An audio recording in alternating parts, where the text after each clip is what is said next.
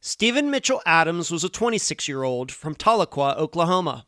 He was a busy guy, going to school, having a job, and being a divorced father.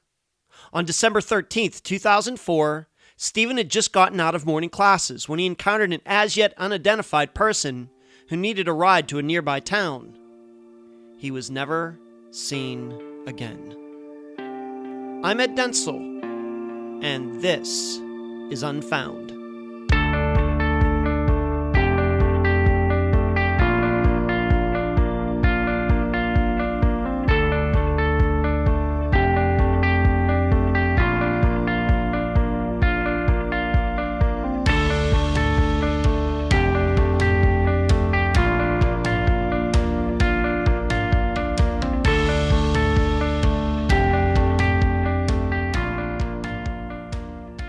Have you ever hitchhiked?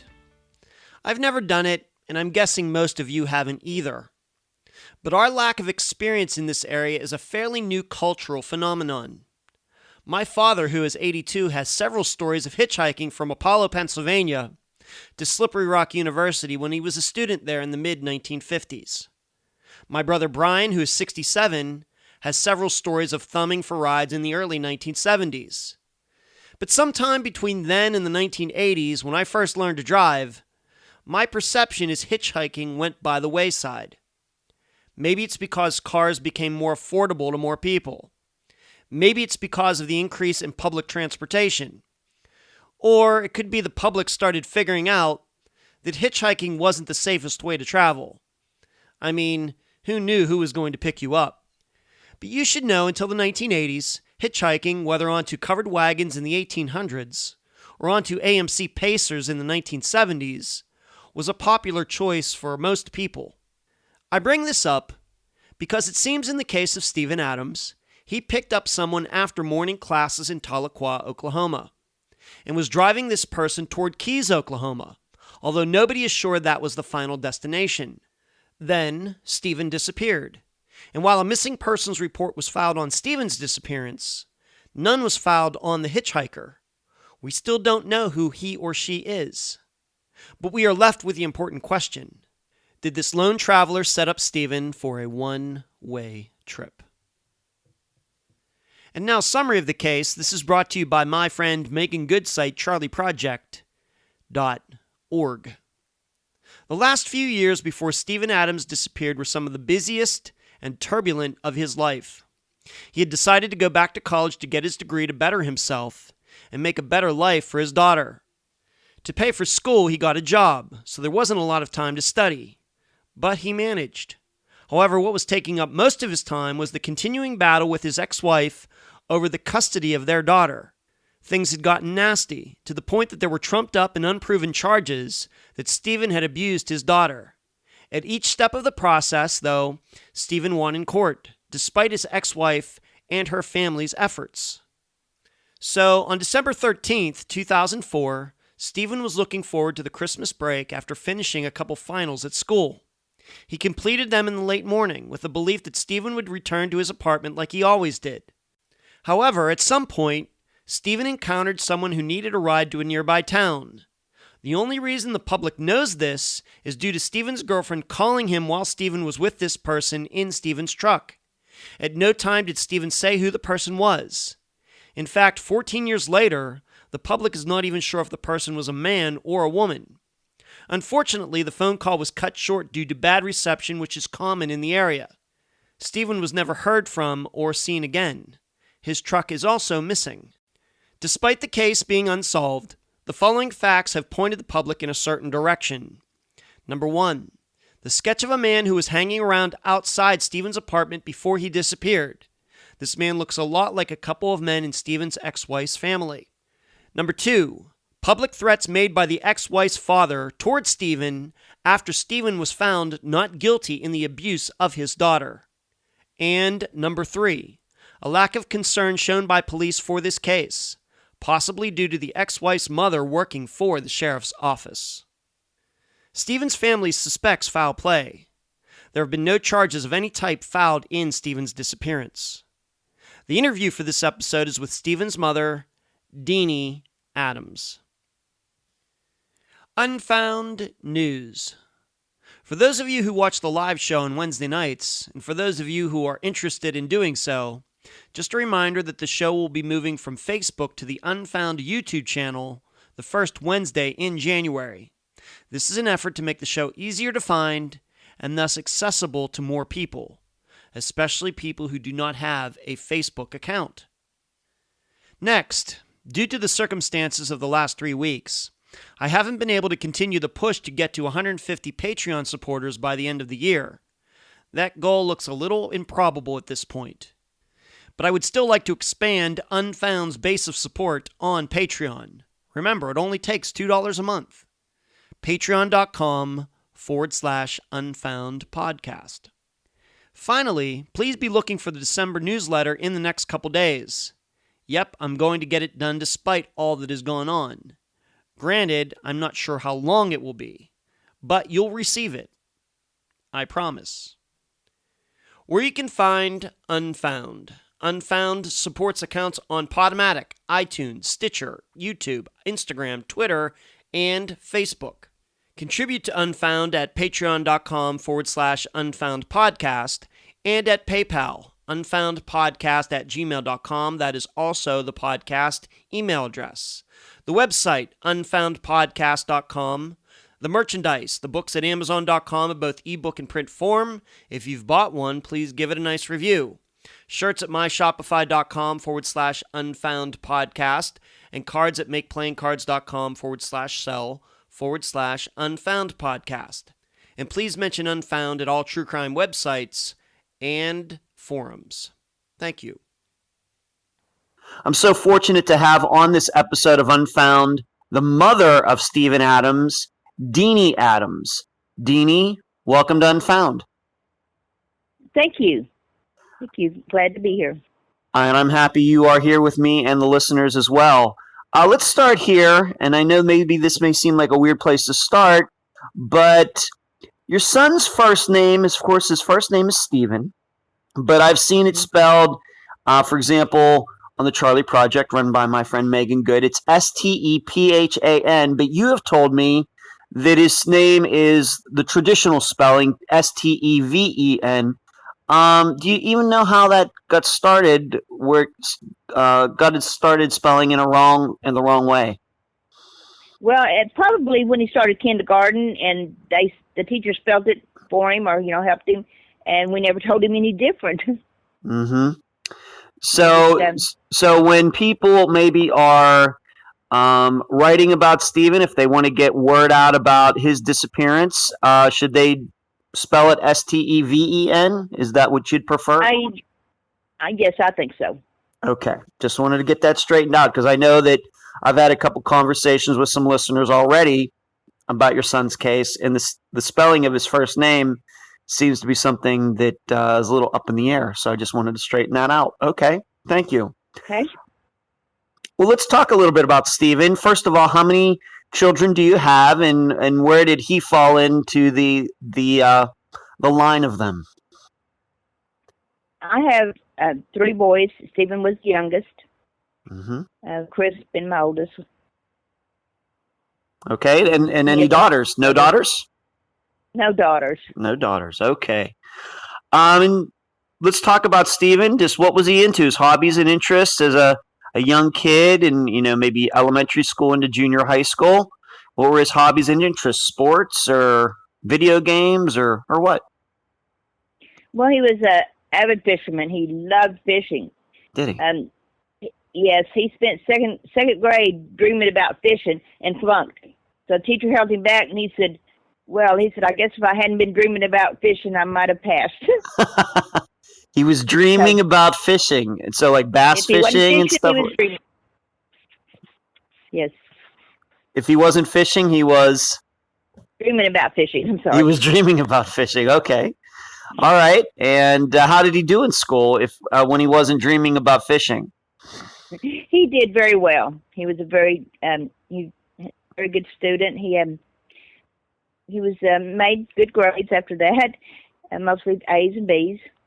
Okay, good. And I know that he wasn't a small guy. Did he play like football or anything like that in high school? He did. He lifted weights, and Wow. he was kind of a short guy, but he was very stocky, very Yeah. strong, and was very good in football. He excelled great a lot, and made a lot of scores and made a lot of tackles. Okay. He was Yeah, because good. in Oklahoma, football's big, right? Yes, That's a big sport. yes, it is. Good. Okay, so he's into fishing, football, going to school. And how did all your three sons all get along? Were they good buddies, or they have their own personalities? How would you explain that in Stephen compared to your other two sons? They were best friends. They got along great. I was looking around, at my friends and their kids. I was really proud that my boys got along and so well and called each other friends. Right, because as we know, sometimes brothers and sisters don't get along so well. They can be very competitive. Right. You're right. You're right. So he's in high school, good friends with his brothers.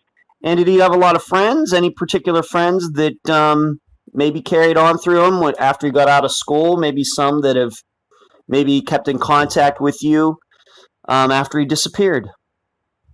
Yes, he had lots of friends, but he had a few close friends too. He had friends that started at college with him, Greg Staniford and Ron. I can't remember Ron's last name, but they went for years with him, and they spent hours and hours looking for him after he went missing. And I still get in touch once in a while with him today. Okay. Now, the listeners should know that you and Stephen's father, who I've also had a chance to talk to, are not married anymore. If I may ask, when did you two get divorced, and how did Stephen handle that? Well, we got divorced in, let's say, 96 or 97, somewhere along there. Mm-hmm. And I didn't realize till later that being 16, it really hurt him in a way that I didn't even realize that whenever he would have ball games, they would announce the parents, and we would be separated, and things like that. But later on in the years, Steve and I got close, and we had long talks. And he told me that he understood after being married for a while why we got a divorce, and that he forgave me for everything. That was very, very good to hear. Kind of eased your mind, didn't it? Yes. Okay. Right. I'm sure that, kids, a lot of divorces can be a little tough, and sometimes the kids suffer. Sometimes. Yes. It's hard for them emotionally. Sure. So that happened about 8 or 7 years before he disappeared. And how would you say that after that he handled that? I do know that he ended up getting married eventually. Yes. Let's talk a little bit about the woman that he ended up marrying, Alicia. How did those two meet? They were in school together, and they just kind of hooked up, and she got pregnant, and that really, really, really made her father mad, really mad. And I think he maybe even let Stephen know a few times how mad he was about that, and he didn't want her to marry him, but she did, and they had a child. Were they in the same grade together, or was maybe she a couple years behind him? Are they same age, or what? They were the same grade, I'm pretty sure. Okay. And how long would you say they went out? They were a couple before she ended up getting pregnant. A couple years. Was this well after high school, or what? Just right after high school, and it was just a few months. Okay. All right. What did you, if you can be honest, and we're not going to try to judge her in 2018 terms, but let's go back to when they were dating and everything. What'd you think of her? I mean, she was okay. She was kind of quiet, not real friendly, but and she was come from a pretty good family. I thought at the time. Okay. But because I didn't realize that how her dad was at the time, that how he was didn't want Stephen marrying her and all this. Stephen never told you about that? He didn't. Okay. Well, maybe just didn't want you to worry, right? Kids do that. Exactly. Kids do that. Exactly. Okay, so he was in this relationship. They ended up getting married. What year if you can remember, what year do you think that was?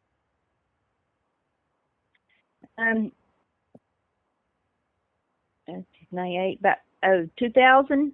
About 2000. Okay, so about 4 years before he disappeared. So they had this child. They ended up getting married, but they did end up. Things didn't go the way we would. Of course, I'm sure you hoped.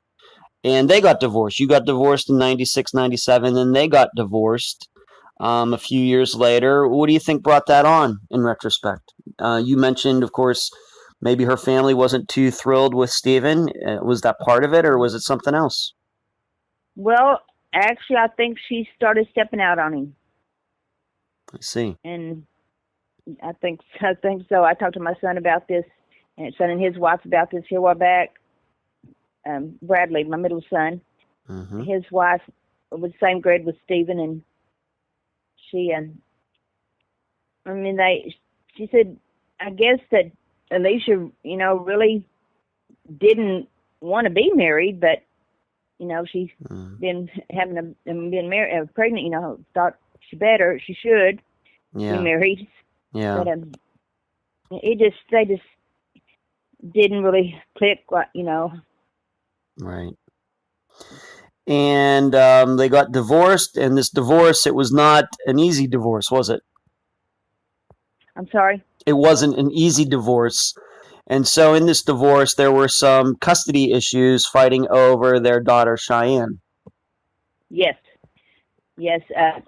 The issues were kind of resolved whenever they had given Stephen a weekend custody. But after a while, she stopped letting him see her. And then, before that, actually, she would leave her with Stephen for more than a weekend, maybe a week. And, he was he really enjoyed having her, but he was trying to go to school. My sister was babysitting her a lot. But, and then, I think her parents, told her she should stop leaving Cheyenne with him and so much, and then she just kind of quit letting Stephen have her at all. Okay. And you said that Stephen was going to school at this time, so like college, is that what you mean? Yes. Okay. And where was he going at that time? Do you remember? Yes, Connors State College in Warner, Oklahoma. Okay. And I'm going to guess that he was working at this time and had a job maybe somewhere? Yes, he was working at Muskogee General Hospital. Yes, and not the technical part or something, but yes, he was working and going to school. All right. So here he is. He's getting divorced, but then he's going to school. He has this job, so a lot of time. I mean, very busy guy, and that could be sometimes why Cheyenne was getting babysat by other people. Right. Yes. Yeah, he was just trying to be the best father that he could, trying to get an education and had this job. But like you said, he would have custody on weekends, but she just stopped bringing Cheyenne over. Yes, she did. And they ended up in court because of this, didn't they? Oh, yes. Many, many, many times. Yeah, why don't you explain how you remember that? That would be going back probably to like 2001, 2002, 2003. From your standpoint, what do you remember about all that? I remember going to court with him a few times, and the judge would tell her that she would need to bring Cheyenne to him on certain days, and then this didn't happen again. He finally got to where he would see her at a neutral place where there would be caseworkers and stuff. Mm-hmm. Because of some accusations she made, and we seen her at a place and had a birthday party for her, and went there and visited a couple times just on weekends there in Muskogee. And so the court was trying to get her to do this, and she and her family were just outright disobeying the custody arrangements. Yes. And did they ever? I don't even know what if if there was a penalty for that or anything. Did they ever get penalized for that? I mean, let's just go to the extreme. Did anybody ever go to jail for this or anything like that? No, they didn't. And she was in contempt of court. It's called because she didn't do what the judge said. Mm-hmm. And so he started taking her to court on this. Well, he was taking her to court all along on this, and we felt like that he was fixing to get full custody because of her many times of being in contempt. Yeah. Okay. I'm pretty sure that was where it was going. Okay. This time. Okay. But then on top of this, they had made some what we believe to be false accusations against Stephen. And can you remember when these first popped up, what year it was, and can you just tell the listeners what those accusations were?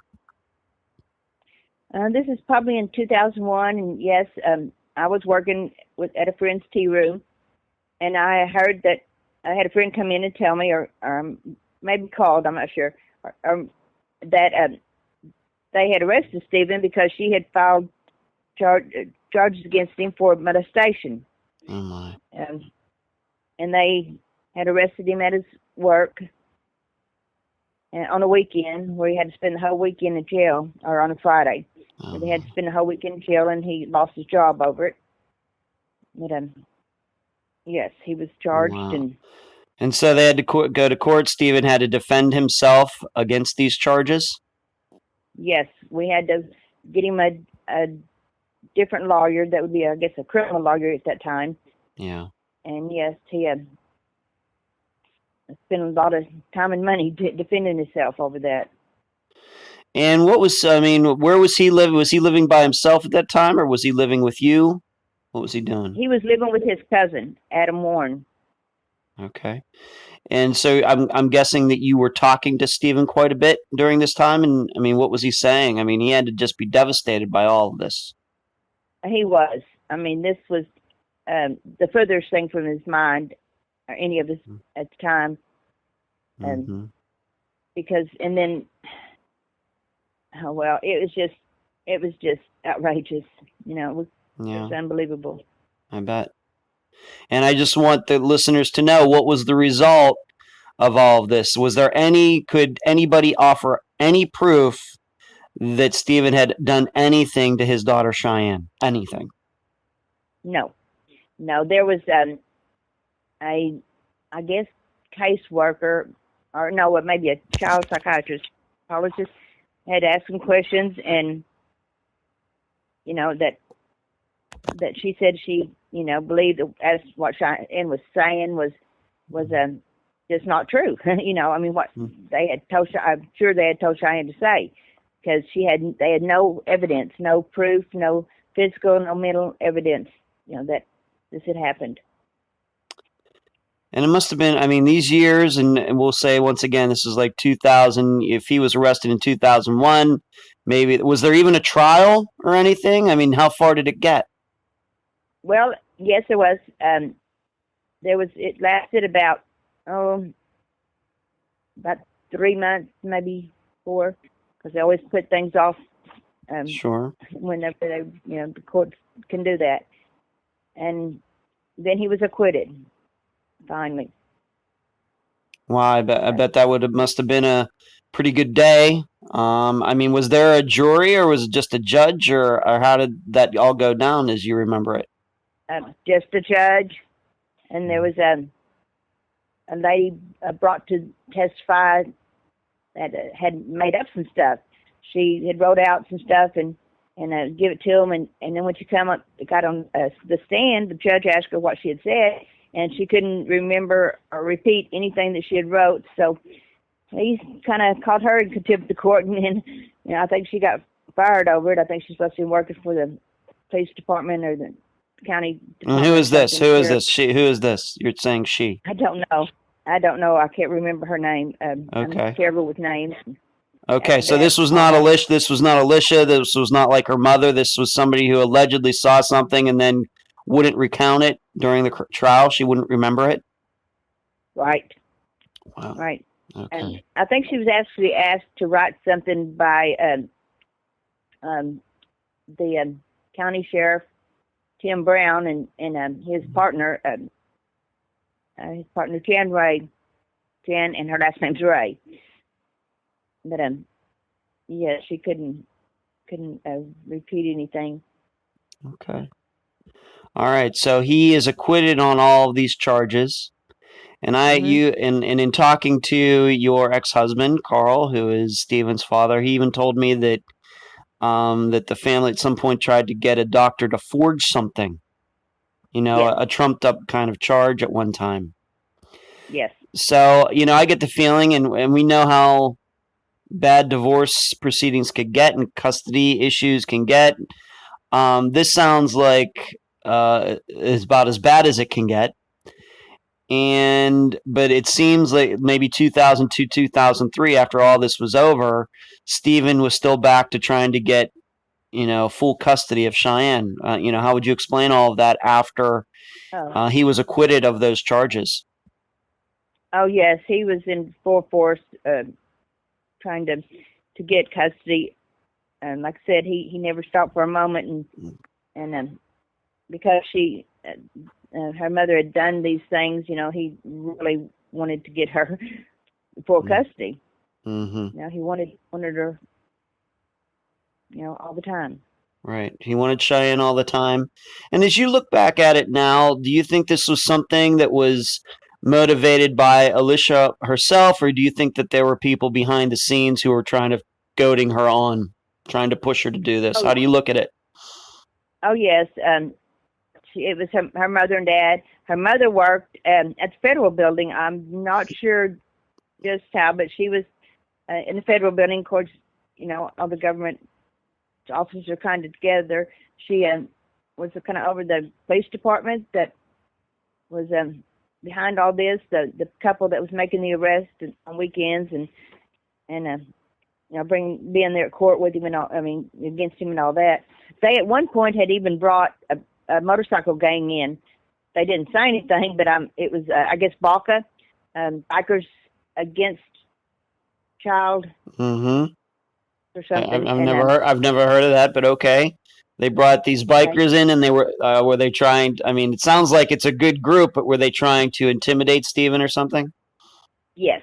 They were. There was a lot of them came in, and they sit there on the back row, and I guess I don't know, just maybe just there, like you say, to intimidate. Yeah. And see what was going on. Okay. As you remember, once again, back to this time, and we have to also recognize that maybe a son would not tell his mother everything because he wouldn't want you to worry. But during this time, and specifically after these molestation charges were dropped, was he ever threatened by anybody? Well, the day that he was acquitted, Alicia's father, Bob Burris, jumped up and ran out of the courtroom saying, "I'll kill him, I'll kill him, I'll kill him."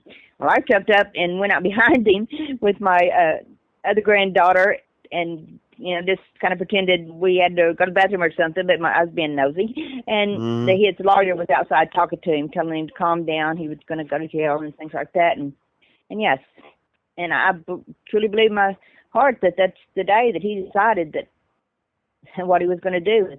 Okay, just so we're clear, you actually saw this happen at the courthouse that day that Stephen was acquitted. You were there. You saw Alicia's father say this. You saw it. Yes. And so a lot of other people, I guess, saw it too. I'm sure there were other people there. Well, yes, there was a lot of other people there. Now, since I did kind of jump up and go out behind him, I knew he was mad. I heard this. Could have been that he didn't say anything until he walked out of the courtroom, which probably would have been, he'd have probably been too, smart enough to know he couldn't do that. But yes, I got the full list of it whenever I walked out and saw his lawyer talking to him. Wow. And what kind of relationship would you say that you had with your Stephen's father and mother-in-law? His name is Bob. What is her name? So just first names, please. Bob and Rita. Bob and Rita. Were you able to talk to them at any point during this trial or before it or anything, or did they just stay away? What kind of relationship did you, maybe and Carl, who was involved in this, what kind of relationship did you have with them? I didn't have one. I knew who they were and everything, but we never really had any lengthy conversations. Maybe a high and by the ball game or something, but that'd be about it. Okay. I was also told, and this might even be out there, on some website. This is not, necessarily a rumor or anything. At some point, did you hear something about during this time or maybe after, obviously before Stephen disappeared, but around this time, that somebody had sabotaged Stephen's truck, like loosened the lug nuts or something? Or what, what do you know about that? And what can you tell the listeners about that? Well, I didn't know about this till afterwards, but I spoke to my middle son over the weekend, and he said yes, that I think one of the days of court, he supposed to went to court, that his lug nuts had been loosened. And I'm not sure how he discovered it. Maybe he was just being cautious and checked things, but right. Yes. Any other things that you found out since he disappeared, that seems suspicious to you? We know, of course, like you said, you saw about what her father said, and I have to say, maybe that I don't know what to make of that. Obviously, we know that Stephen disappeared, but I'm sure there have been a lot of fathers out there who have said things against their son-in-laws, especially if there were sexual charges against him. We know those things happen. But anything else, any other threats? For example, did Stephen maybe ever get any phone calls, anything like that you've ever heard about? No, not that I've heard about.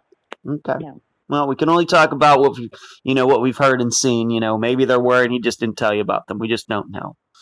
Okay, Right. So overall, this seems like a pretty bad situation going on there for a few years. Pretty bad. Yes. Yeah. And so what do we know about those days leading up to his disappearance? Is it true that there was going to be a court date? We know that he disappeared on December 13th, 2004, but was there another court date coming up, and what was that going to entail? Do you know? Well, that was December 20th, and we were all talking to Stephen, pretty positive that Stephen was going to get full custody the following week on the 20th, and they just weren't going to let it happen. All right, so he disappeared a week before that. Yes. So after all this, a lot of going to court, a lot of him trying to get custody and her not wanting to give it up, there was still going to be at least one more court date regarding all of this. It hadn't been resolved for 3 or 4 years. Still fighting about all of this. Wow. Yes. Okay. So leading up to December 13th, 2004, once again, I understand that maybe your son would not tell you everything. Like I just, I don't tell my parents everything either, because in cases I don't want them to worry about something. Anything unusual, suspicious going on that Stephen ran into? Have your 2 other sons been able to tell you about anything in those few days before he disappeared? Not that I know of. My oldest son is in the Marine Corps, and he was away in Arizona at the time. Bradley worked. Him and Stephen talked a lot on the phone, and Bradley may have went to court a couple times, for him, but they didn't. They didn't run around and do things together, and so they didn't talk a lot about this, I guess. Okay. So at the time of December 13th, 2004, did Stephen get another job? You told the listeners that he got fired. Did he end up getting another job, or did he just keep going to school? What was going on at the time? He got another job. He was working. Had been working at El Chico's for a while, and because he's worked all the time. I mean, Stephen kept a job. Okay, but he was going to school, and in fact, this day, December 13th of 2004, was that the last day of the semester? He took some tests or something? Yes. Okay. So why don't we talk about that day? What do you know? Just the general particulars, the general facts of that day of when Stephen, got out of bed. What did he do? What do we know about that? Just that he went to school classes and took some tests and handed in his test, and probably went back by his house, to change from school work clothes or to pick up maybe work clothes. Mm-hmm. And had at some point picked up a hitchhiker. Yes, and he had spoke to his girlfriend Bree, and I think she had said that she had heard somebody or heard a voice, and he said, "Well, I've got a hitchhiker. I picked up a hitchhiker, or there's so I'm giving somebody a ride. I'm giving somebody a ride." Okay. And then where did he say he was headed? Well, and for all these years, I thought, I just thought that for sure that he was coming to my house. Supposedly he talked to her, and she was at work, and he was gonna, I guess go ahead and drop this hitchhiker off somewhere and meet up with her probably or something. But she called me later that evening and asked if I had seen him, and I hadn't. And she said, well, that she hadn't seen him. And then El Chico's called about 6:00 that evening, and he had not showed up for work. Okay. And at that point, we began to, not be a little bit worried that something had happened because right. Okay. All that he'd been through. Okay, let's break this down maybe a little bit for the listeners, just so they can understand. So he's at school, and he's done with his test, but he got done with his test fairly early. Do you know what time that was? I know it wasn't like 3 p.m. It was like even before noon. Is that right? Yes. Yes. Now, I don't know why 10 o'clock sticks in my mind. Okay. But in the a.m. Okay. That's what I remember. Okay, and we should have probably talked about he had a new girlfriend. What was her name? Her name was Bree. I'm not sure what her last name is. We're not going to use her last name. We're not going to do that. We're not going. That's not important. How long had they been a couple, and how did they meet? They had been a couple about 6 months, and she had first met his cousin, and Adam, and they went out I think once, and then I guess Adam, introduced her to Stephen, and they'd been going out about 6 months. Okay, and how'd you like her? And how were they getting along? I really liked her. They got along really good, I guess, and but I had only met her the one time, and that was right around the time that he was charged with molestation. Okay. So the two of them were dating when he was charged with this abuse, of course, that he was acquitted of, and she stuck with him through this. Yes. All right. So she believed that he was not a molester, and of course that's what the judge eventually found. So she was fairly supportive of Stephen, I guess. Yes, she was. Okay. She was there for him. Okay, so they're a couple. They aren't living together, anything like that, or what? No. Okay. So on that day of December 13th, 2004, he goes, takes these tests, comes home, we believe. But then at some point, she calls Stephen, and he answers his phone, and he tells her that he picked somebody up a hitchhiker or somebody. And do you find that unusual? I don't pick up hitchhikers. That doesn't seem like the healthiest thing to do, the safest thing to do. But what do you think about that, being his mother? I'm like you. I was think that Stephen would kind of be like that as far as just pulling over the side of the road, and somebody walking, and him pulling over and picking them up. That doesn't really sound like him. But I'm after you have a theory. You have a theory regarding all of this, and we're going to get that in a second. Yeah, I know. We want to talk about. We're certainly going to talk about that. But does it just surprise you that he would come home from school? He sounds like a very busy guy, and then to just go out of his way to drive somebody somewhere. That seems a little strange, being that he had all these things going on. Yes, it does. It did, and okay. I'm not really sure if that's the way it happened. Okay, well, it'll be up to the listeners to decide. And during this phone call, did he ever say who this person was? Was it a man or a woman? Did Stephen say what direction he was headed? Because the story out there is he was headed to Keys, Oklahoma, which is south of Tahlequah. Is that true? All of that? What can you say?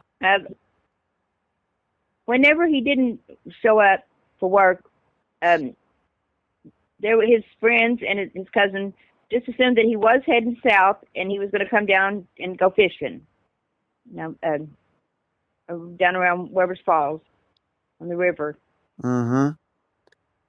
So that may be where that assumption come from. I was under the impression that maybe he was going to come see me because on the Friday night before, he was at work. We had a graduation party there for my niece or my sister, I'm not sure. And he had kissed me he had hugged me and I said, I love you. I will see you first next week. Okay. Or next week. Okay, and how far do you live? Do you live in the direction of Keys, Oklahoma from Tahlequah? I do. Okay, and how far of a drive is it? Just in minutes. How many minutes would you say it takes to drive from where Stephen lived to your house? Average person 45, Stephen about 40. Okay. And so do you think maybe his plan could have been, it seems like he was supposed to work later that day, that he was going to come see you for a few hours, possibly. We're just going to theorize here for a second. Come down and see you, and then he was going to drive the whole way back to work at 6 o'clock. Yes. Would that have been something he'd ever done before? Yes. Okay. He and you say back to work. He would went in a different direction to work, which would only been 20 minutes from my house. Oh, okay. So that was very possible. Okay. Thank you for explaining that. Thank you. Okay, now I understand. Well, that does seem like a decent possibility. You had a chance to talk to Brianne at some point about this phone call. What did she say she heard? Did she think that it was a guy with Stephen in Stephen's truck? Or did she say that she was surprised? How does she recall the phone call? Well, I didn't talk with Brianne about this phone call myself. I had a stroke that day, and I was in the hospital for 2 weeks. Oh my! I'm not sure if I knew that. You had a stroke on the same day that your son disappeared. No, I'm sorry. It would have been the next morning. The next morning. Okay. Yes, the next morning. I had been up all night. We've been searching for him. All right. Well, stress could bring that on. That's certainly true. Yeah. Okay. Okay. Did you ever have a chance to talk to Bree about this phone call? No, I didn't. Okay. Ever? I mean, ever since 2004, you've never talked to her about this phone call? I've only seen her twice then, and no. Is that right? I didn't. Only twice in the last 14 years, and she was dating your son at the time? Yes. Okay, well, listeners can take that for what it's worth. Okay, so she made this phone call. She claims that Stephen said he was driving somebody somewhere, and that we're not sure if he was going to see you. We just really don't know a lot about that. All we know is that later that day he didn't show up for work. What did Yes. you and I guess at least one of your sons, maybe even Carl got involved, Stephen's father. What did you all do that evening into the next day trying to figure out where Stephen was? Well, I was up on the phone all night, in touch with his cousin that he lived with, and Ron and Greg. They were searched up and down the river where any place he could have possibly went fishing, and the road between my house and Tahlequah, to went through Keys. And then they just drove all night, and I stayed on the phone all night. If you can remember, I know this is a very specific question, but at the time, did you or they even know about Stephen even heading to your place, or was that something you found out later? Or was it Bree that told you that night that he said that he was headed down to your place? How do you remember that? Well, I am really not sure how I came to that conclusion.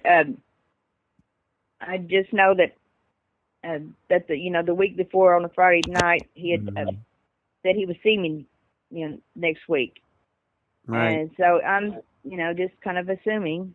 Okay. Well, the reason I ask that, maybe the listeners are wondering where that question comes from, because it seems to me on that day, December 13th, that the only person who knew that Stephen was driving somewhere with somebody was either Bree, Stephen, or the person that was with him. Well, of course, we don't 100% know who was with Stephen. Of course, Stephen disappeared. So I'm asking you, was it Bree that at some time that Saturday evening said, hey, I can't get a hold of Stephen, but he told me he was driving somewhere. So when did it come into your mind that it was possible that he could have been driving to see you if maybe you didn't even know that he was even driving out of town? I guess is what I'm asking. Well, when she had called me and asked me, was he at my house? Okay. Whenever I, just figured that he was going to come there for a visit, which was all right. the out of the ordinary. Okay, so I understand that now. Okay, very good. When she told you about this phone call, and I realize you've only seen her a couple times, you've obviously talked to her a couple times. On this phone call, did he actually say, "Hey, I'll talk to you later," or was it cut off like he lost reception on his cell phone? Do you remember what she said? Now, I do remember, yes, that she had told me when she called me that evening, or called me and asked if he was there, that he had lost contact with her. Reception. Okay, so maybe he was eventually going to say who he picked up or who was with him, but unfortunately the reception went out and he never called her back, and of course they never spoke again. Is cell phone reception a little spotty on that drive from Tahlequah to your place? Oh, yes. Yes, probably 5 miles out of Tahlequah, going south, it dropped your calls. Okay. Well, that's a very good possibility. Maybe he was going to end up saying where he was going and who he was with and who he picked up and everything, but he never got a chance to do that because the cell phone reception went out and then something happened after that. Very possible. Yes. Okay. So you looked all night, and then the next morning, like you said, you had a stroke. So you got taken to the hospital. Yes. And you were there for 2 weeks. Yes. Wow. We had made it to Keys from my house. We drove north to Keys, a very windy, hilly road. We were just kind of all just almost positive we would see Stephen in the ditch somewhere because the way he drove real fast and then the roads were bad. But we got to Keys and nothing. Nothing, and I went to get out of the car and couldn't because I'd had my stroke. Wow. And you were in the hospital for 2 weeks. If I may ask, did you make a full recovery? I mean, how have you recovered from that, Deanie? I am weak on my left side, where I have to wear a brace be able to walk more than a couple of feet. Mhm. I don't use my left hand, just maybe as a just a very little. I can't grip Wow. anything. Wow. I And just lost. this happened the day after your son disappeared 14 years ago. Yes, Oh my gosh. yes. Okay. All right. When did the police get involved? When did you end up contacting them and, tell them that, my son was on the road with somebody and he's just never went to work? When did they get involved? And I know you were in the hospital, so I realize that you're kind of out of Okay. action for those 2 weeks. You just happen to go by what maybe your son's telling you, or maybe Carl's communicating with you, whatever went on. What were they telling you, and what did they do? Yes, I spoke to my son about this. The police didn't get involved until between Bradley and Carl. They had went to the police 3, maybe 4 times before they finally got the police to get involved. And this was almost a week later. All right, so around December 20th, which would have been right around the time that this next court date was supposed to happen. Do you remember what happened on that day when this court date was supposed to happen and Stephen was supposed to show up? Do you know what the judge or the lawyers ended up doing? Do you have any recollection of that?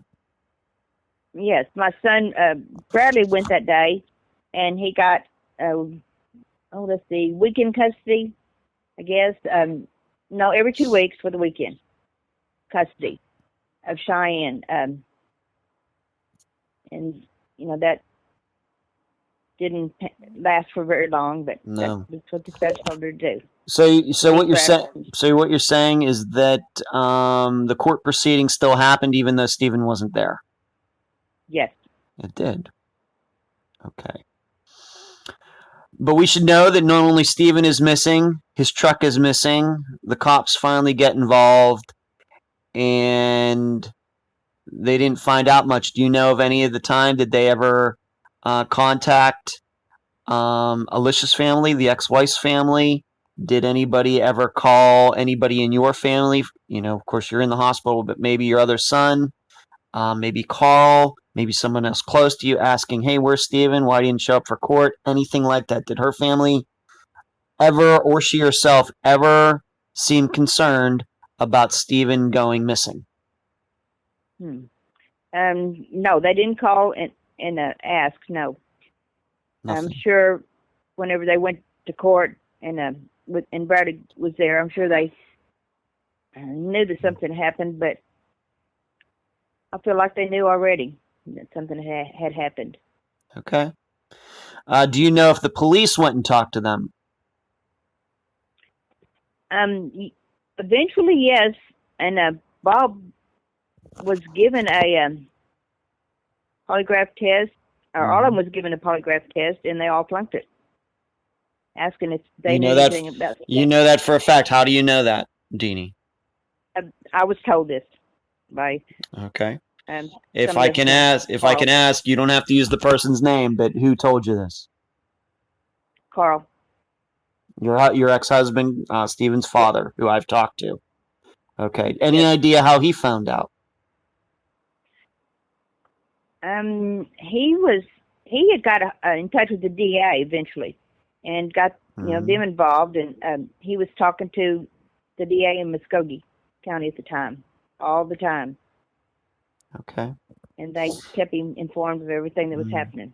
Okay. And the listeners should know that I had a couple extensive conversations with Carl, just to be full disclosure on this. And I'm guessing that Carl is going to maybe listen to this eventually, but I just need to tell the truth here is that I had 2 extensive conversations with Carl about Stephen's disappearance, and a lot of this information that I got was from him, but then of course I went over it with Deanie. But after a couple conversations with Carl, he just stopped picking up the phone, and I tried to contact him various times and couldn't, and then Emily reached out to you, and that's how you got on the program, right?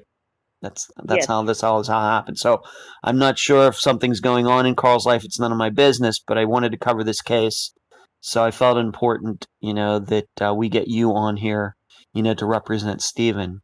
So some of these things Carl does know, and of course he had the advantage that he wasn't stuck in the hospital like you were for, Yes. those weeks.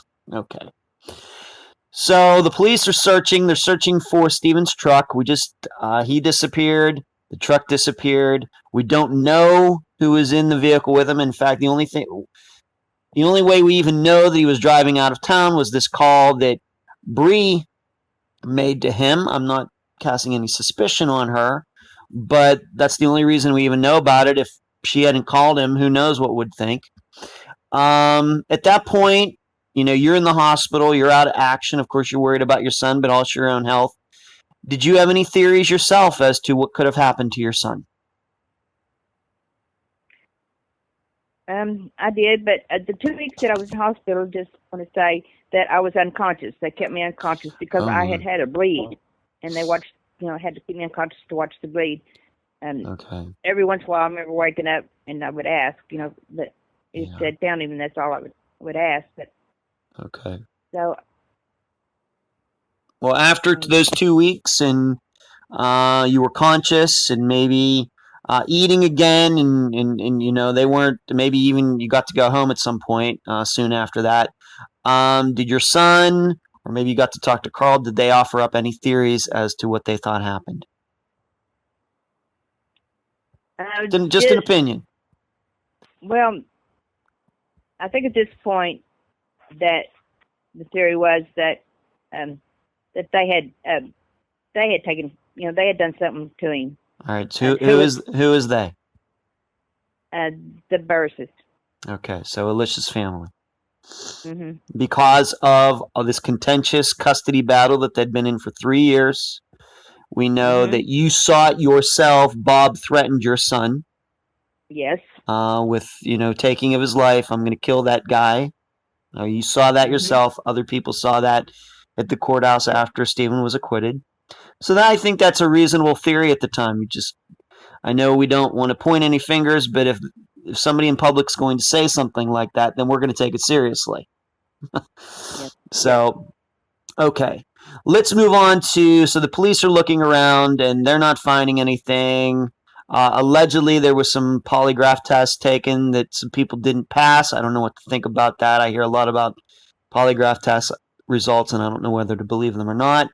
But was Stephen's truck seen in Keys, Oklahoma that day, to your knowledge? I heard that it was seen in Cookson. Okay. Which would be about 30 miles east of Keys.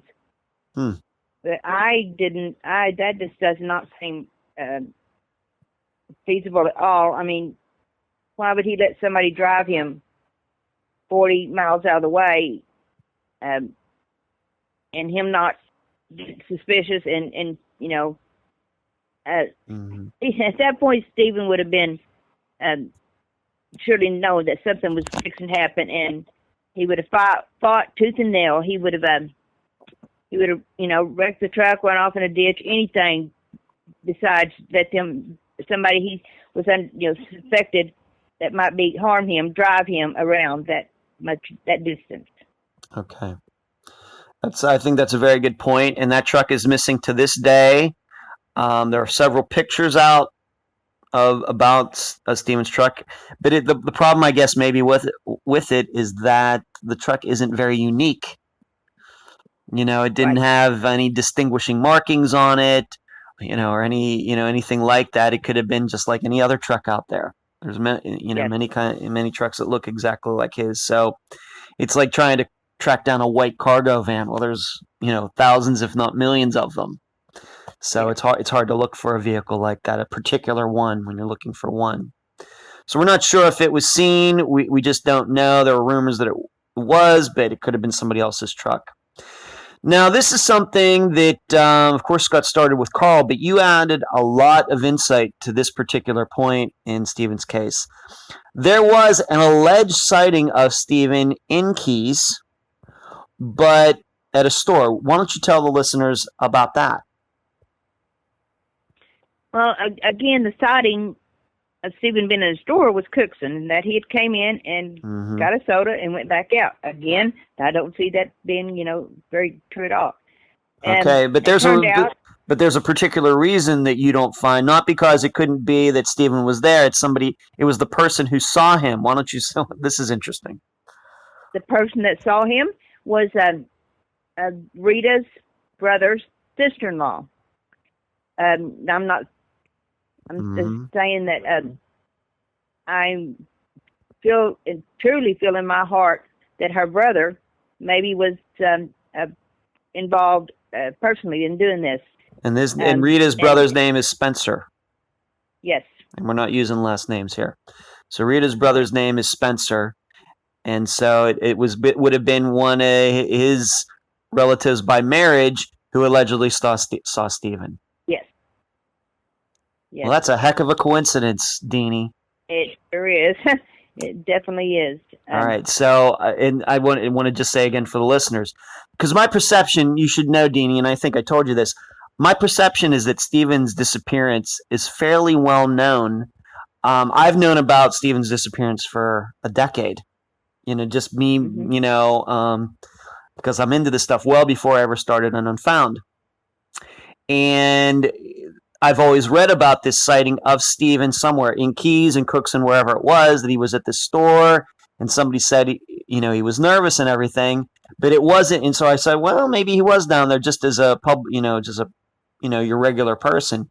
But then you tell me after all these years that the person who saw him maybe has a reason to stretch the truth a little bit. Yes. Okay. Yes. So for anybody that's been following Stephen's case for a while and you've heard about, well, he was cited. Well, the person who cited him might not be the most trustworthy person. So it's possible that Stephen wasn't there at all. Right. Okay. Because the way the media portrayed it is that it was definitely Stephen, but you have reasons to doubt that. Yes, I do. Okay. Okay. That's very, very interesting. Okay. So we don't know. We're not sure. After that phone call, we're not sure where Stephen went and who was with him. Now, there's also something that's very well known about this case, and this is a sketch of the guy that was allegedly seen outside of Stephen's apartment. This isn't a person that was sighted in Keys or Cookson or anywhere else. This was actually in Tahlequah, near where Stephen was living. How did you find out about that sketch? Who actually saw this person? What do you know about that? I just talking to Carl. I guess I'm not sure when the sketch come out, but I remember, putting it up in several places. I came home and from the hospital, and I stayed with my sister and her daughter for a month. Probably I just realized that probably most of this was, that happened right away. That information that come up right away was probably through my sister or her daughter. And you've seen the sketch, of course. You've been living with this sketch for 14 years now. Who saw this person? Who described this person? Who was it? A store employee at a Dollar General in Tahlequah. Okay. And did this person say anything else about this person? Why did this person even remember this guy who had the hat, the glasses, the beard? And that he was kind of walking around the store like he was waiting for someone, just kind of in and out, watching outside. And, being December, it's kind of cold. He was, inside watching out, and maybe he'd stepped out a few times, that he was waiting for somebody, that he looked like he was waiting for somebody. Okay, and how close is this store to where the apartment that Stephen lived? 300 yards at the most. I think the parking lots join each other, divided by, a set of dumpsters and, maybe a curb. Okay. So that's where this sketch came from. So the police were canvassing, and they went in there, and somebody said, well, I did see the suspicious person hanging out the day that Stephen disappeared. Yes. Okay. Do you personally believe that this sketch, and I know it's been out there for 14 years, but I don't want you to be afraid to dispute it, but do you or do you not think that this sketch is connected to Stephen's case? I do. You do. Okay. Do. And in looking at the sketch, do you have an idea who that might be? Oh, not at all. It could be anybody. There was several names, a few names thrown around here and there. But people that were asking me, "Oh, that sketch, do you need that? That is so and so." But I don't have any idea. Okay. I feel in my heart that it was somebody that was waiting there for Stephen.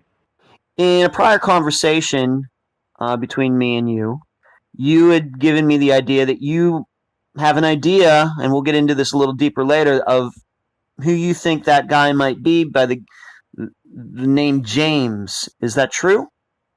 Yes. It is. Yes. Okay.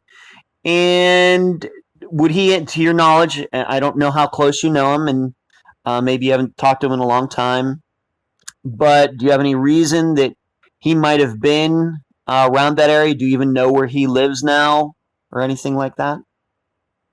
I knew where he lived then. I'm not really sure where he lives now.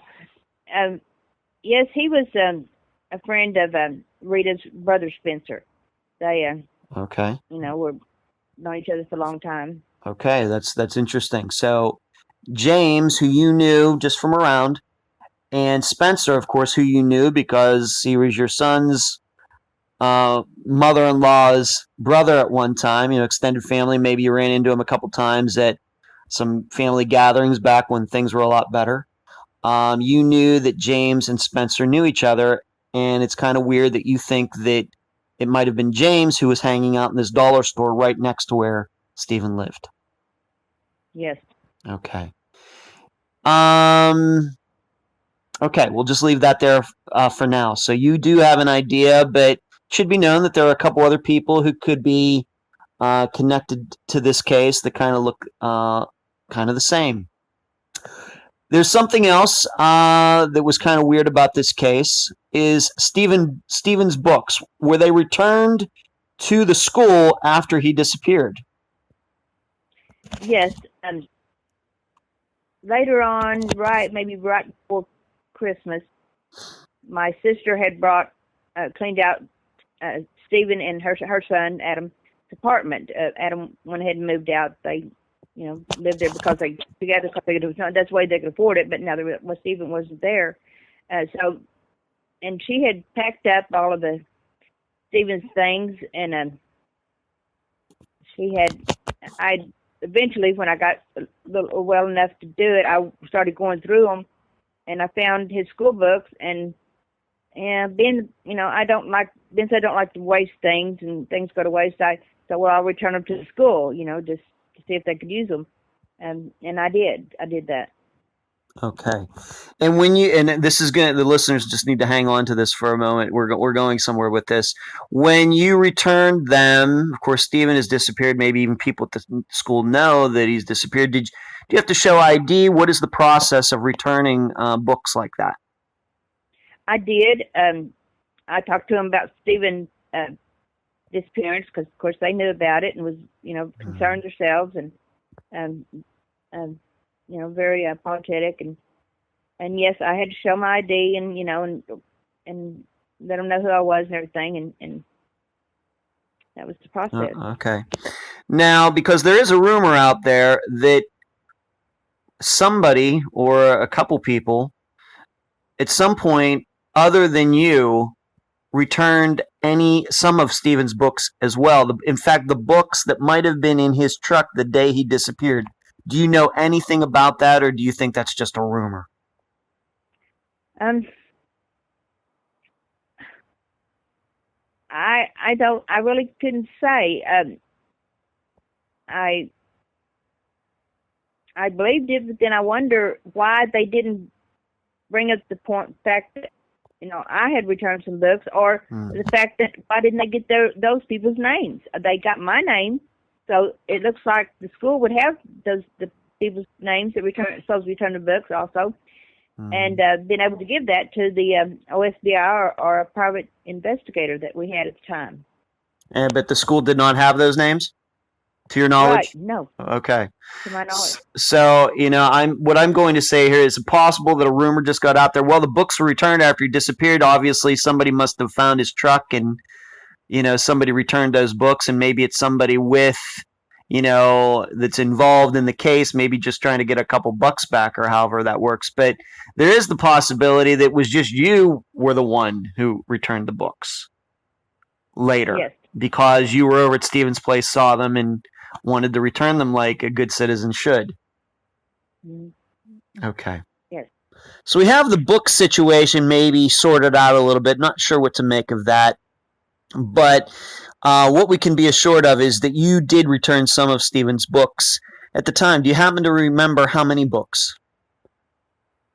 3, 4, Okay. 5. There were an armload, armful. Do you, in retrospect, do you think those were all of the books that he needed for school, or do you think that there could have possibly been some that were still in his truck when he disappeared? What do you think? I think there probably was. I don't think Stephen had returned any books up to this point, and he'd been going there for. He had 1 year of school left, so he'd been going there 3 years, I guess. And I went out because when I returned the books, I just kind of felt like that they were maybe not in use still. Mm-hmm. Maybe one of them wasn't. So it'd Right. been a while. And yes, he possibly that day, he just left the ones he took with him, which he might not have took any with him. But Stephen had stuff scattered everywhere. He was kind of like me. So Okay, so might have had some books in the car, might have had some books in the apartment. yes. Okay. Let's move on to the cell phone information. We already know about this phone call that Bree made to him. You happen to believe that it got cut off maybe mid-conversation because of cell phone reception. Did the police ever get his cell phone records? Did they ever ping his phone? Have you ever seen anything regarding any of that in the last 14 years? Yes, they had pinged his phone. Now, this kind of brings me back to the point where was it possibly going to Keys? But they had pinged his phone. They were close to Keys. So it was close to Keys. And do you believe that is the last place that it pinged, or did it go anywhere else? Just in that area. It seemed like they had gotten it off of 2 different cell towers, where it might, I guess, where it maybe left a contact after Tahlequah, and then got service again. They're around Keys. Okay, so we know that. How far did you live? Okay, so you said if it was Stephen driving, you lived about 40 minutes away from him. How far is Keys away from where he lived? Once again, in minutes. About 7 or 8 minutes. Oh, not far. Not far. Okay, and how about this town of Cookson? Where is it compared to Tahlequah and where you lived and where Keys is? Where is it? Cookson is probably 30 minutes east of Tahlequah. All right, and Keys is south, so it's like in a different direction. Southeast. Okay, southeast. Okay. So you wouldn't have to go through Keys to get to Cookson, or what? From Tahlequah, would you have to go? I'll post a map up on Facebook just so everybody understands. Would you have to go through Keys to get to Cookson? There's 2 ways. You can go, say, straight from Stephen's apartment up to Cookson, or you can turn south toward Keys and go through Keys to Cookson. Okay. Do you know of anybody who Stephen might have talked to or text that morning before he disappeared, to your knowledge? No. No. So as far as you know, the only call that happened on his phone that day was from Bree. Yes. Okay. So he didn't call anybody, text anybody, say, hey, I'm going to be driving to somebody somewhere, nothing like that. Nothing that I know of. Okay. We've been talking about Spencer. He is Rita, who is, let me just go through this again so everybody's listening. He is Stephen's ex-wife's uncle. So he is Alicia's mother's brother, Spencer. Just in general, you live in the area. Of course, he was in your family by marriage at one point. What kind of reputation does Spencer have? Spencer, being a truck driver, it was pretty well known that he did drugs. Yeah. All right. Was he into meth, crystal meth? Yes. Because that was what he was in the business of, and it's a drug that pops up a lot in a lot of disappearances that I cover. Okay. And we mentioned James before. James and Spencer are related, or are they friends? Who are they? How are they? How do they know each other? They're distant cousins, I believe. They're related, yes. Okay. And at some point after, once again, I understand that you were unconscious in the hospital because of your stroke for at least a couple weeks, and I'm guessing that you weren't the one that discovered this. Did somebody figure out, possibly, that Spencer and James were in Tahlequah on the day that Stephen disappeared? Yes. Yes, that was discovered by, I believe, either the OSBI or Dick Fry or private investigator. Okay. And is there something in here regarding James and a broken down vehicle? This is something that has come up regarding this case for a while now. Regarding there was somebody with a broken down vehicle. Was this person who was walking around in this dollar store? That there was a black truck there outside the dollar store that was parked there all day, and that black truck belonged to Spencer. Is that whether right? It was broke down or not, I'm not sure, but okay. Supposed to.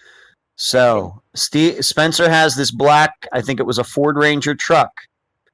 He owned a truck, and you're telling me that on the day that Stephen disappeared, in that same parking lot, that dollar store where this guy with the hat and everything on, where we got the sketch from, there was also a black Ranger truck in that parking lot that same day? Yes. I see. In your opinion, would Stephen get, especially given everything that went on between him and his ex-wife over the custody, would Stephen, do you think, have ever given Spencer a drive anywhere? No. Okay. But we mentioned James before. Do you think that Stephen knew that James, who you knew, you said he'd been even in your house at one time, do you think he would have given James a ride somewhere? If only way he would have done that is if James had brought up the fact that he knew me. No, Stephen would not have known James from anybody, Okay. So he was just, all right, so he just knew, maybe, of course, like my parents, they have friends that I don't know. So it was kind of that similar situation. Yes. Okay, so he could have, we're just, once again, going to try to paint a little more complete a picture. If something like this did go on, that James could have, maybe if some scheme was afoot, could have been waiting there and saw that Stephen was coming back from school, and I think probably a lot of people would have known when Stephen was going to school. Saw Stephen pull into the apartment complex, could have gone over and said, "Hey, aren't you Stephen Adams? I'm friends with your mother Deanie. We know each other." And Stephen might have even known that maybe you mentioned his name a couple times. Said, "Oh, yeah.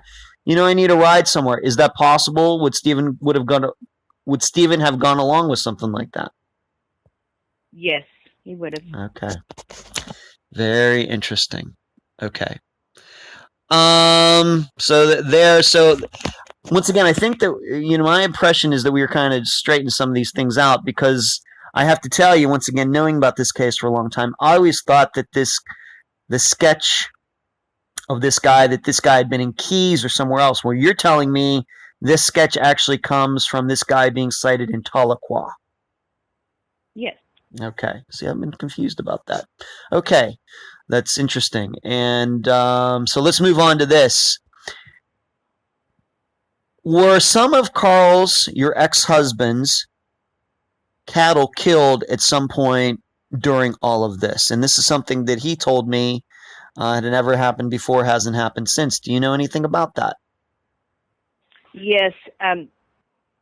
In 2006, I believe we got a grand jury, and so everybody knew that it was fixing to happen, and so yes, strange things started to happen. Carl had a cow shot in the head, put up in a loading chute, and trapped there, and then shot in the head. And I'm thinking he might have had another cow shot at the time. But yes, things happened. Okay. I do know that you two are divorced now. You have been for several years, and even years before Stephen disappeared. Have you ever had anything done to any of your possessions, your house, your car, anything that you thought was a little strange, and it happened around the time that Stephen disappeared or afterwards where people were trying to figure out what happened to him? Anything? No. Okay. All right. Well, not sure what to make of that. Maybe it was a horrible prank that obviously is a felony, but we just don't know. Okay, but it did happen. Yes. Okay, and I do know that Carl believes that it could be connected to Stephen's disappearance.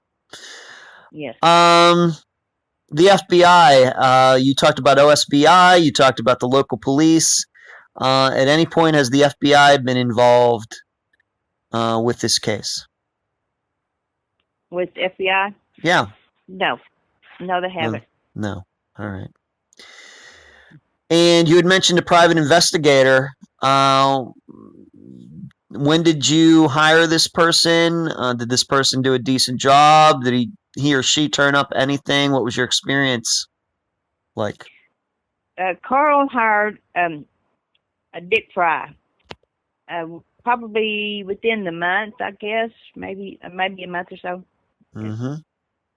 Yeah, maybe a month or later. Okay. And he got with Vicki Lyons, which was head of OSBI there around our area, and they did a lot of investigating.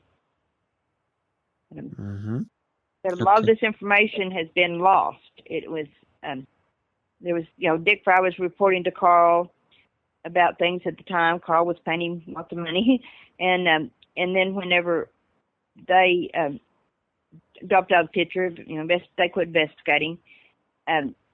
There was been different people that have came and maybe been lost case workers and things that have checked all this out, and they can't find any information that OSBI or Dick Fry had gotten at the time. I thought that. Well, I'm just wondering, being that I guess it was Carl who was paying for Mr. Fry, that wouldn't Mr. Fry have been delivering that information right back to Carl, and then I guess eventually to you? That's not what happened? Yeah, he did. Yes, he was doing that. Okay.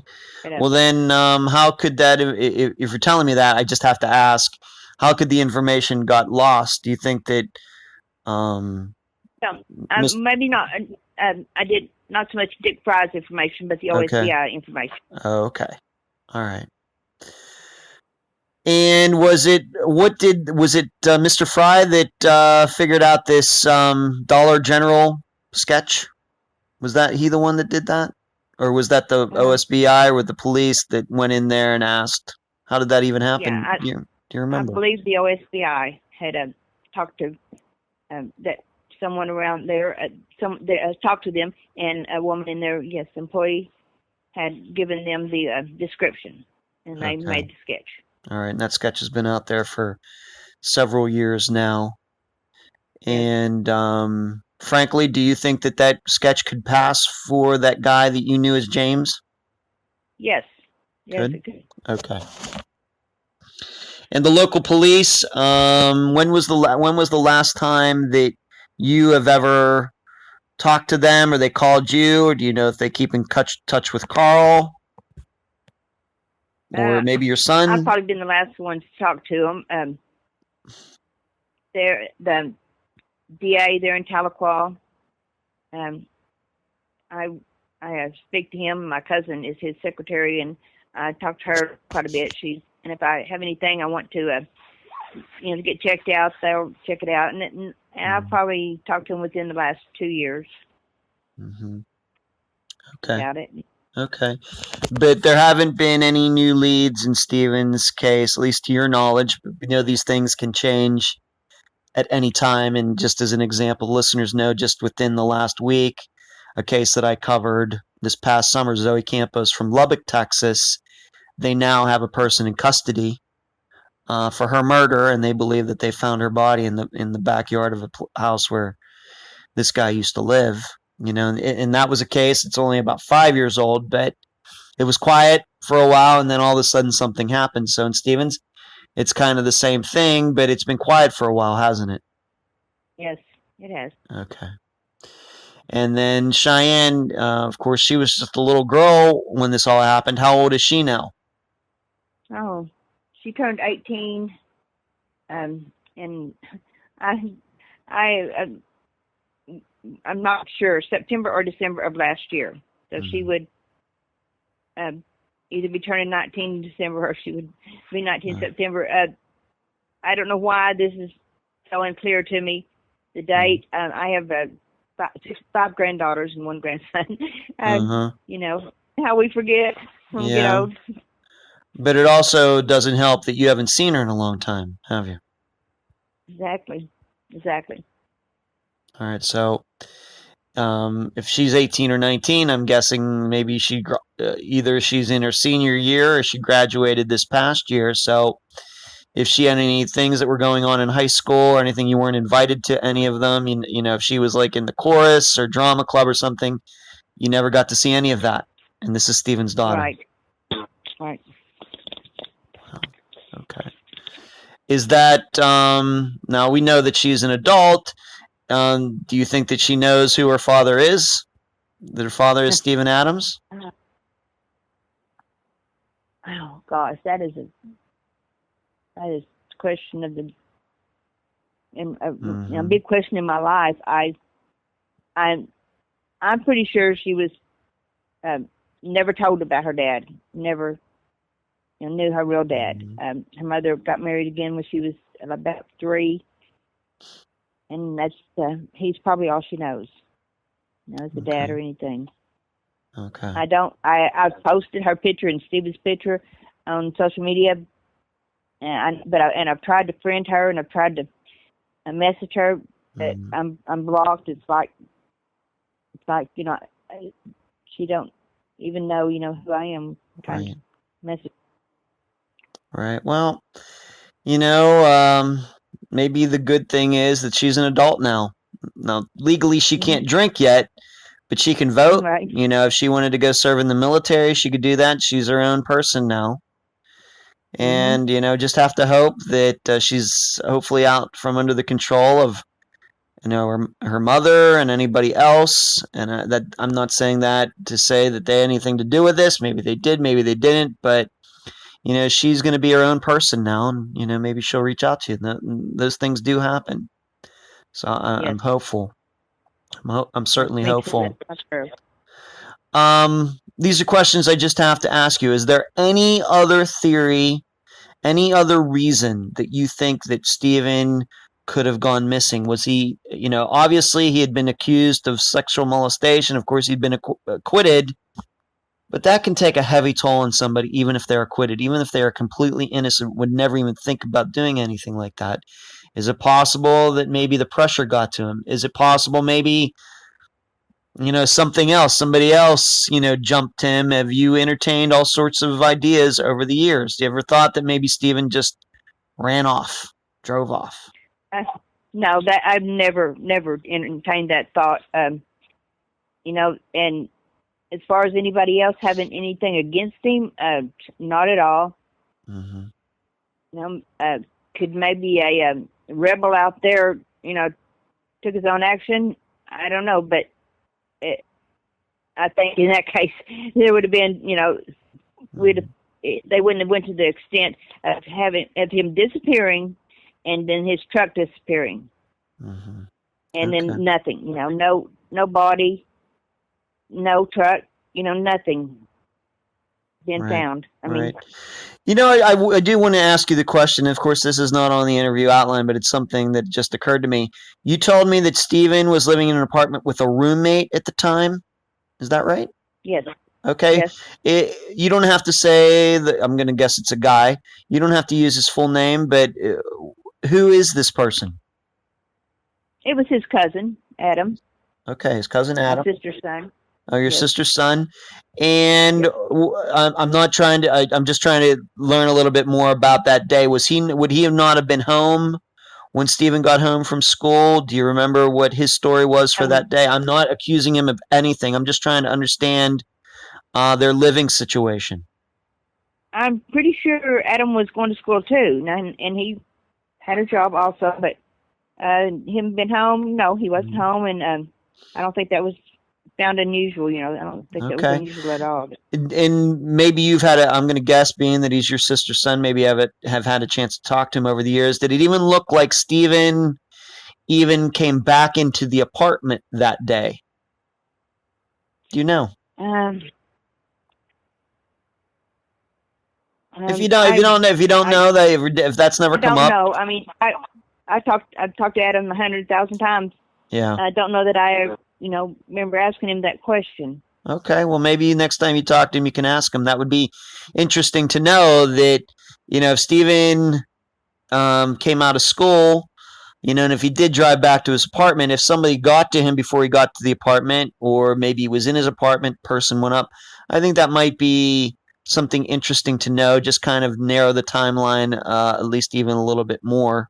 Maybe, Stephen would have had something in his truck that was brought inside, just something that would have tipped Adam off that Stephen had actually come back into the apartment after he went to school that morning. That would be interesting to me. I'm sure that question's been asked of Adam, and I'm probably. But and all I'm always been under the impression that yes, he did. So I'm. It just might be interesting to know. This happens all the time, Deanie, that when I'm having conversations with guests, I'll ask them something and they'll be like, well, I never thought of that before. And it doesn't seem like that big of a deal, but you never know when some new question is going to take you off on some new, tangent that might be helpful. You just never know. Yes, exactly. You just never know.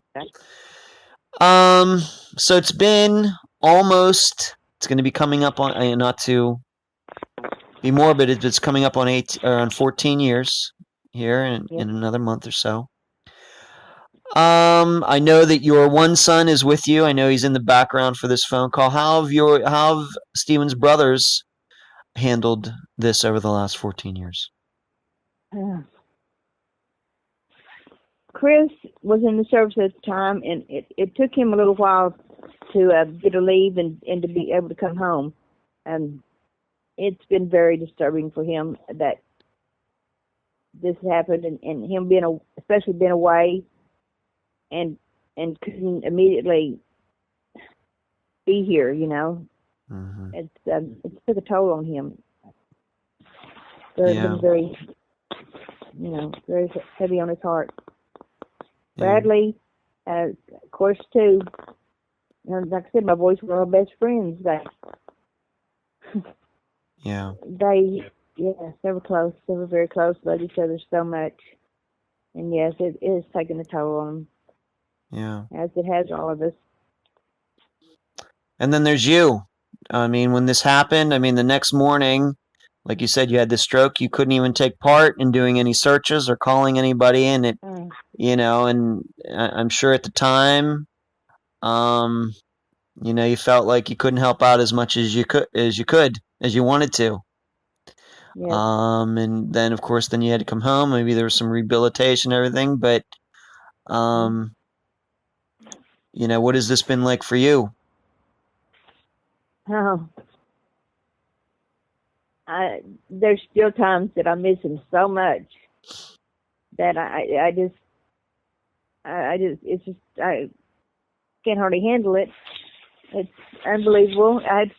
When, like my son, I was talking the other day, when sometimes we're talking about it, it's almost like we're telling the story that happened to somebody else. That it just really didn't happen to us. Really didn't happen to Stephen. We really didn't love someone. There's someone that we love so much. Yeah.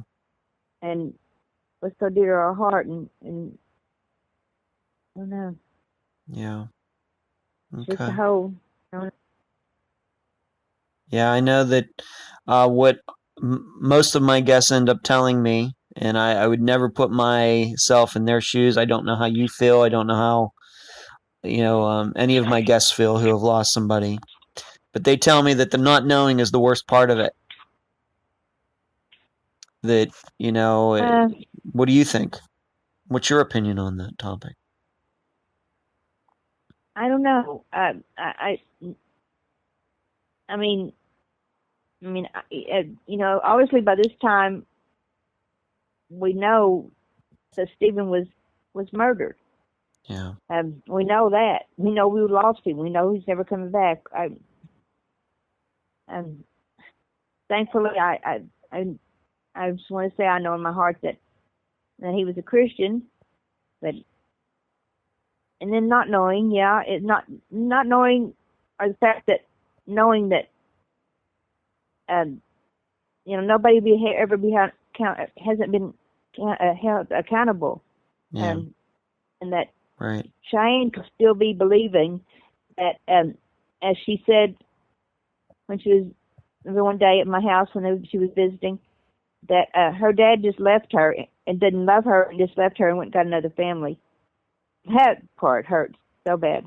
And that would have been you. That would have been when she's a little girl, though, right? I think you did get some visitation with her after Stephen disappeared, but then all that stuff stopped because of Alicia's family. Yes, we had some visitations. Bradley would always, when he would have his visitation, would come to my house. We made a lot of memories, but the day that she asked her cousin, Bradley's daughter, how come you have a dad and I don't? Or my cousin asked her, how come I have a dad and you don't? And Cheyenne said, because my dad didn't love me and left me for another family. Of course, I couldn't keep quiet. I had to tell her that that's not the way it went, but she was young. Right. And that would only have been something that she could be in her head because some adult told her that. Some adult told her that, yes. Yeah. Her mother had told her that. Yeah, of course. Okay. Do you know if there's a website or a Facebook page set up for Stephen Deany? Anything like that? I know there's several. Like I said, I'm not from Oklahoma. I've never lived in Oklahoma, but I've known about your son's disappearance for about 10 years. And it's been a pleasure to get to know Carl and a pleasure to get to know you after all this time. But is there, is there a Facebook page or something that people can go to? My daughter-in-law, Tanya, Chris's wife, Tanya Adams, she had set one up. I'm pretty sure it's still active. It's been a year, maybe or two since I've just could know for sure, tell you for sure that I've been on there. But yes. Okay. Well, I will surely make sure. Well, by the time people listen to this interview, they'll know that I've linked to it and everything else. But people that are listening now, can go find it and make sure they like it and share it, and so they know what's going on. But it seems to me that the media coverage of your son's disappearance has been at least decent. Being that I knew about it well before I ever started Unfound tells me that there's been obviously a lot of media coverage of his case since 2004, which is good. A lot of cases don't get any coverage. A lot of cases that I cover on Unfound, I haven't even heard of them until maybe a month before the episode comes out, so those things happen too. But now even more people are going to know about your son and what could have possibly happened to him. Any final words before we conclude this interview, Deany? I appreciate you taking interest in this. You would like Stephen. He was a very likable person, and I think if you'd met Stephen, then you would have been especially eager to get this out there. I appreciate it. Yeah. Because he's worth it. He was worth it, and I just thank you, and I hope that anybody listens to this, that if you do know something, don't be afraid to speak up. You know, there's protection for people that are afraid to say things. You know, that there's ways of not putting you in danger. Please, go onto Stephen's website and comment, or Ed's website. Okay. And just be blessed and keep us in your prayers. It's what has got us through this 14 years, and it's what will get us through to the end of the time. Thank you. Okay, Deanie. And I appreciate you being on this episode of Unfound. Thank you. You're welcome. And that was my interview with Deanie Adams, mother of Stephan Adams. I thank her for joining me and all of you on this episode. And I also need to thank Carl Adams, Stephen's father, who I also spoke to. This case was a fascinating one for me to cover personally because I've known about Stephen's disappearance for several years. I'd say going back to at least 2008. And I'm not sure why that is because I've never lived in Oklahoma. And my impression is that it's not a nationally known case like Mara Murray's or Jennifer Kessie's.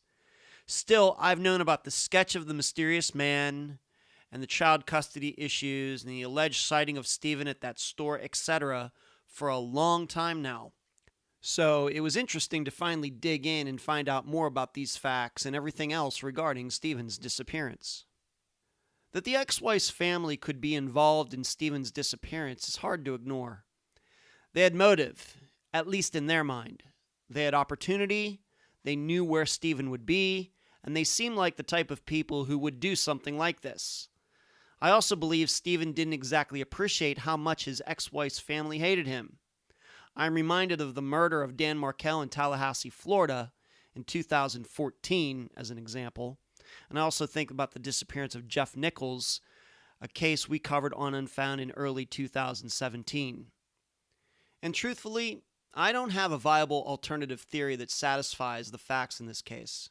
For example, there is no proof that some ex-boyfriend of Stephen's new girlfriend had a grudge against him. Yes, Stephen's girlfriend did eventually move on, but it was much later and with a guy she didn't even know at the time of Stephen's disappearance. Also, for example, was Stephen's passenger just some random guy, and Stephen decided to pick up the wrong person in distress? Possible? Sure, but so improbable that I'm not sure how to even calculate that. Thus, other scenarios besides the ex-wife's family being involved somehow don't seem to fit with what we the public know. So I'm not sure how much mystery is involved in this case. Instead, this is a situation that certainly goes back to the basics of what we've learned about disappearances over the last 2 years. Number 1, relationships. Without the custody issues, Stephen is most likely still with us. And number 2, luring. Whoever was in the truck with Stephen convinced him to go on a short trip. Little did Stephen know it was only one way. With that, I'll leave the rest of the theorizing up to you. And please become a Patreon member to read my deeper insights and theories on Stephen's case. And that's the program. If you found it informative, please go to the app that you use to listen to Unfound and give this podcast a nice review. I thank you for listening. I'm Ed Dentzel, and you've been listening to Unfound.